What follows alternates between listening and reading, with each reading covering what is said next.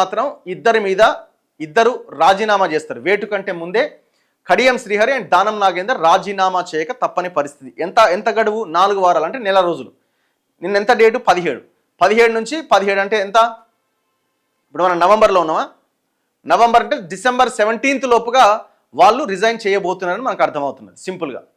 December 17th లోపు resign చేస్తే December 17th, జనవరి, ఫిబ్రవరి, March, April, మే, June 6 నెలల లోపుగా అక్కడ ఆ నియోజకవర్గాల్లో ఎమ్మెల్యే మళ్ళీ నియమించుకోవాలి ప్రజలు. సో మళ్ళీ ఎలక్షన్స్ రావాలి. అంటే జూన్ లోపు ఎలక్షన్స్ రావాలి. ఏప్రిల్లో ఆల్రెడీ తమిళనాడు ఎలక్షన్స్, ఇంకా 2 రాష్ట్రాలు 3 రాష్ట్రాల ఎలక్షన్స్ ఏవో ఉన్నట్టున్నాయి ఈ మధ్యకాలంలో. సో వాటితో పాటు ఈ 2 ఎలక్షన్స్ కూడా పెట్టే అవకాశం ఉంది. మరి మిగతా 8 మంది కూడా పార్టీ మారినరు కదా అంటే చూడాలి. మరి వాళ్ళ మీద ఏమైనా స్పీకర్ నిర్ణయం తీసుకుంటాడా? నిర్ణయం తీసుకునే అవకాశం లేదు నాకు తెలిసేది. ఎందుకంటే గవర్నమెంట్, స్పీకర్ వీళ్ళంతా ఒకటే కాబట్టి వాళ్ళేమి అందరి మీద ఏమి వెయిట్ అయ్యారు, వీళ్ళ మీద కూడా వెయిట్ అయ్యారు. రాజీనామా చేయమని చెప్తారు, సింపుల్.